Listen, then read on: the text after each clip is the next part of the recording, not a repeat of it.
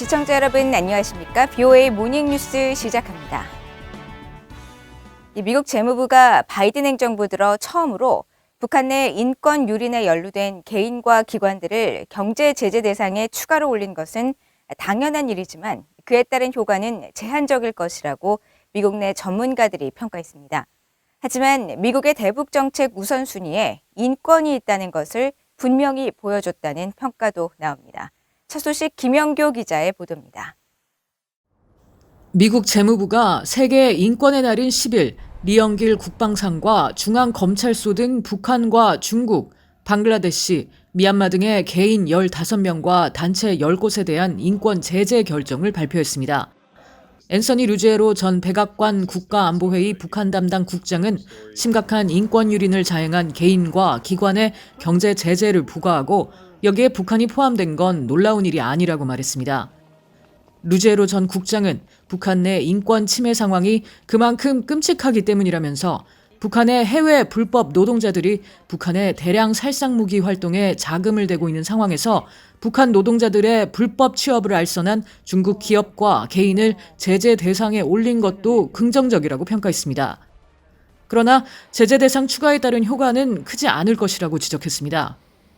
In terms of the effectiveness, this particular sanction on its own is not effective when the administration spent 11 months really not really enforcing the sanctions at all. And so that is a concern, is that these types of sanctions need to be one part of the broader activity when it comes to pressure on North Korea.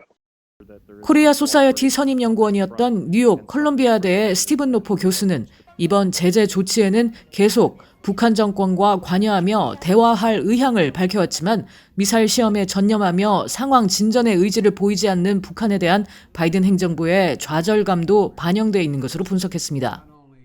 I would say it probably reflects a certain level of exasperation that there hasn't been forward progress. The administration has reiterated a willingness to meet and talk. The North Koreans have at times seemed to express a willingness to move forward and at the same time some difficulty in terms of the test of missiles. So it's hard to say. It seems that the administration looks like it's decided that it needs to pursue some of these other agenda topics. 2016년 미국의 대북 제재와 정책 강화법 초안 작성에 참여한 제재법 전문가 조슈아 스탠튼 변호사는 이번 제재가 잘 이행될 경우 제재의 지속성과 후속 조치, 국제 협력에 필요한 제재 이행 과정의 시작이 될 수 있다고 전망했습니다. 그러나 제재 이행이 잘 이뤄지지 않을 경우 일회성 행동에 그쳐 북한이 새 유령 회사를 만들면 아무런 의미가 없는 조치가 돼버릴 수 있다고 우려했습니다. 한편 제재의 효과와는 별개로 이번 제재가 미국에 있어 인권이 매우 중요한 사안이라는 점을 북한에 분명히 경고하기 위한 것이라는 분석도 나옵니다. It's important to make the point to the North Koreans that human rights are an issue of importance to the United States. The relationship between the U.S. and North Korea involves human rights, and this is something we need to work on in addition to all of the other issues that we have with North Korea.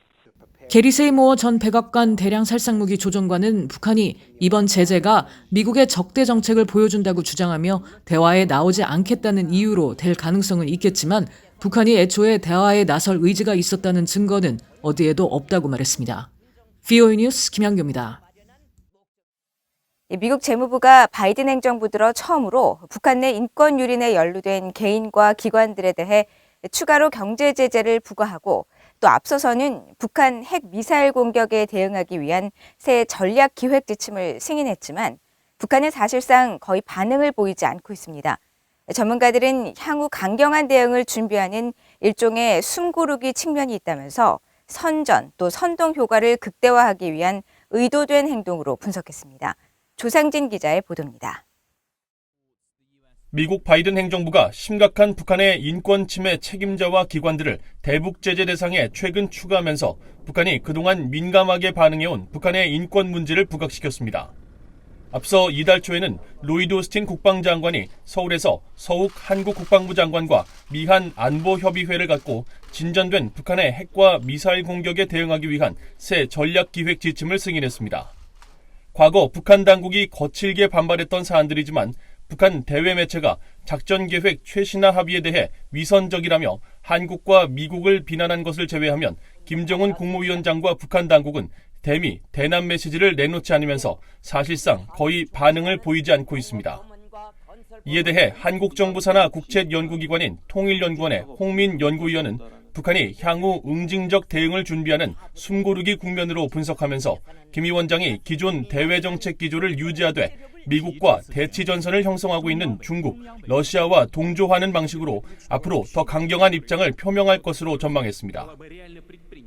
기본적인 전략 기조 자체가 바뀌거나 대화를 단절하면서 이제 강화된 쪽으로 간다라기보다는 비난의 공세도 좀 세지고 기존에 무기와 관련된 언급했던 것도 좀 더 구체적인 형식으로 그 실행 계획을 얘기한다든가 이런 방식으로 기조 자체는 유지하되 발언의 강도는 좀 더 세게 하는 것이죠. 박원곤 이화여대 북한학과 교수는 북한의 반발 자제는 선전선동 효과를 극대화하기 위한 의도된 행동이라면서 당 전원회의에 나올 김 위원장의 대외 메시지에 대한 외부 사회의 관심을 한껏 높이려는 의도로 관측했습니다. 그러면서 북한이 종전선언 추진 과정에서 미국의 반응을 보면서 자신들이 얻어낼 게 없다고 판단하고 지난 2019년 12월 당 전원회의에서 내걸었던 대미 정면 돌파의 강도를 한층 높이는 메시지가 나올 수 있다고 전망했습니다. 정확하게 얘기를 안 할 가능성이 있죠. 일종의 중대 결심, 북한이 새로운 길 그런 표현들을 쓰지 않습니까? 그런 식으로 해서 중의적인 표현, 해석의 여지를 넣은 표현을 얘기를 하되 이제 그게 모라토리움 철폐까지도 갈 수 있다라는 식의 그런 식의 의미를 담은 식으로 얘기할 가능성도 있고요.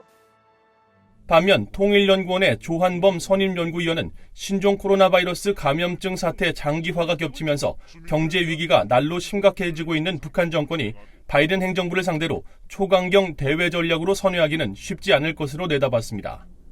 바이든 행정부의 마지노선은 사실은 핵실험과 ICBM 발사거든요. 만약에 이걸 깨버리면 이제 바이든 정부도 초강경으로 돌아설 수밖에 없거든요. 대화 국면이 아예 깨지게 됩니다. 북한이 얻을 수 있는 게 없죠. 그 다음에 더 중요한 건 이제 내년에 한국의 신정부가 출범하는데 한국의 신정부가 누구든 간에 북한이 상황을 악화시키면 결국 한국의 신정부하고도 대화 여지가 사라지거든요. 김영석 전 한국통일부 차관도 조건부 협상이라는 북한의 대미 전략 기조에 큰 변화는 없을 것이라며 이번 전원회의에서 대외 메시지보다는 경제 문제와 사상투쟁 등 내부 결속 메시지에 보다 큰 비중이 실릴 것으로 내다봤습니다. VOA 뉴스 조상진입니다.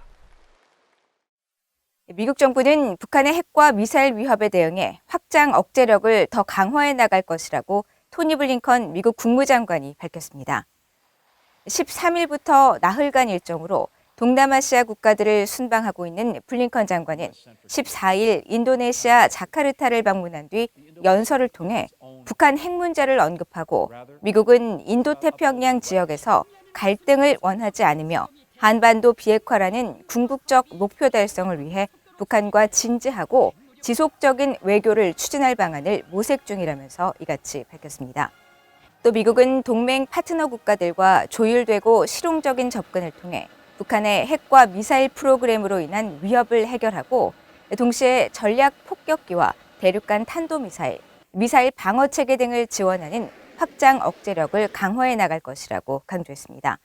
블링컨 장관은 또 미국은 향후 인도태평양 영내와 여궤를 아우르는 더 강력한 연대를 만들어 나갈 것이라면서 미한일 3국 협력 사례처럼 일본, 한국, 호주 등의 국가들과 동맹 관계를 더욱 강화할 것이라고 말했습니다. 문재인 한국 대통령이 내년 베이징 동계올림픽 외교적 보이콧을 검토하지 않고 있다고 밝힌 데 대해 국무부는 한국 스스로 결정할 일이라고 반응했습니다. 다만 미국은 중국의 인권 유린에 대응해 올림픽 보이콧 결정을 내렸으며 동맹들과 협의 뒤 발표했다고 설명했습니다. 조은정 기자가 보도합니다. 자리나 포터 국무부 수석 부대변인은 13일 전화브리핑에서 베이징 동계올림픽에 대한 외교적 보이콧 결정 이후 한국의 문재인 대통령이 호주를 방문해 스콧 모리슨 총리와 정상회담을 한 뒤 공동 기자회견에서 한국 정부는 검토하지 않고 있다고 밝힌 것과 관련한 질문을 받고 그런 결정은 미국이 다른 나라 정부를 대신해 내릴 사안이 아니라면서 이같이 답했습니다. What I would say is that the South Korean president's decision on their participation in the Olympics is theirs to make. It's not for the U.S. or any other government to make for themselves. 포터 수석 부대변인은 그러면서 미국도 스스로 결정을 내렸고 백악관은 그런 결정을 발표하기 전에 외교 절차에 따라 동맹 그리고 파트너들과 협의를 했다면서 외교적 보이콧의 배경은 중국의 인권 유린과 잔악행위 때문이라는 점을 재확인했습니다. We've also made this decision based on the PRC's egregious human rights abuses and atrocities in Xinjiang. And we've also consulted with and informed our allies and partners of this decision, and that's how this process has worked. 종전선언과 관련해 문 대통령이 미국과 중국, 북한이 모두 원론적인, 원칙적인 찬성 입장을 밝혔으며 다만 북한이 미국의 대북 적대 정책을 근본적으로 철회하는 것을 선결 조건으로 요구해 아직 대화에 들어가지 못하고 있다고 말한 데 대한 질문에는 미국 정부의 기본적인 대북 정책 입장을 다시 강조했습니다. We remain committed to achieving a lasting peace on the Korean Peninsula through dialogue and diplomacy with the DPRK. And to that end, of course, we'll seek to engage with the DPRK as a part of a calibrated and practical approach in order to make more tangible progress that increases the security of not only the United States, but as well as our allies and our deployed forces. 포터 부대변인은 또 미국은 북한에 대해 어떤 적대적인 의도도 없으며 북한과 전제 조건 없이 만날 준비가 돼 있다고 밝혔습니다. 그러면서 북한은 미국의 제안에 긍정적으로 반응하기를 바란다며 바이든 행정부 출범 후 일관되게 밝혀온 입장을 재확인했습니다. VOA 뉴스 조은정입니다. 한국 국회 제1야당인 국민의힘 대선 후보인 윤석열 후보가 대통령에 당선되면 유엔 북한 인권 결의안 채택 참여를 전향적으로 검토할 것이라고 밝혔습니다. 윤석열 후보는 14일 한국 언론인 단체인 관훈클럽이 주최한 대선 후보 토론회에 참석해 한국 정부가 과거 지속적으로 참여했었던 유엔 북한 인권 결의안을 최근 몇 년간 참여하지 않았다면서 그 부분을 전향적으로 재검토해 원칙에 맞는 정부 정책을 갖도록 할 것이라고 말했습니다. 그러면서 북한 인권 문제를 비롯한 인권 관련 사안은 보편적 문제로 보는 것이 원칙이라며 모든 인권은 똑같이 존중돼야 한다는 점을 강조하고 인권과 외교 문제는 구분해 다룰 필요가 있으며 북한 인권에 대해 언급하고 입장을 가져야 한국이 국제사회에서 책임 있고 존경받는 국가로 바로 설 수 있을 것이라고 말했습니다. 한편 앞서 한국의 집권 여당인 더불어민주당의 이재명 대선 후보는 지난달 25일 열린 외신 기자회견에서 대통령에 당선되면 북한과의 실용적 관계를 구축할 것이라면서 신뢰에 기반한 남북 상생 발전을 추구해 나갈 것이라고 밝혔습니다. 잠수함 발사 탄도미사일 SLBM 탑재가 가능한 북한의 신포급 잠수함이 함경남도 신포조선소에 있는 드라이독으로 옮겨졌으며 보수나 정비를 위한 움직임일 가능성이 크다고 미국의 북한 전문 매체가 보도했습니다. 미국의 북한 전문 매체 38뉴스는 13일 위성사진을 분석한 결과 신포조선소 내 물이 완전히 제거된 드라이독의 오른쪽 앞부분 바닥에 잠수함이 새롭게 옮겨진 장면을 포착했다면서 드라이독이 잠수함 등을 건조하고 수리할 때 사용되는 만큼 보수나 정비 목적으로 이동했을 가능성을 보여주는 것이라고 전했습니다. 그러면서 과거 로미오급 잠수함 등이 신포조선소 드라이독에서 포착된 적은 있지만 신포급 잠수함이 관측된 것은 이례적이라면서 이 잠수함이 지난 2016년에 최초 확인된 이후 드라이독에서 선체가 관측된 것은 이번이 처음이라고 지적했습니다. 38뉴스는 이 잠수함이 위성사진을 통해 마지막으로 관측된 것은 지난달 11일이며 당시 잠수함이 주로 정박돼 있던 신포조선소 내 안전구역에 정박해 있었다면서 드라이독 이동은 잠수함과 관련해 어떤 변화가 있음을 시사하는 것일 수 있다고 전했습니다. 이상으로 BOA 모닝뉴스를 모두 마칩니다. 시청해주신 여러분 고맙습니다.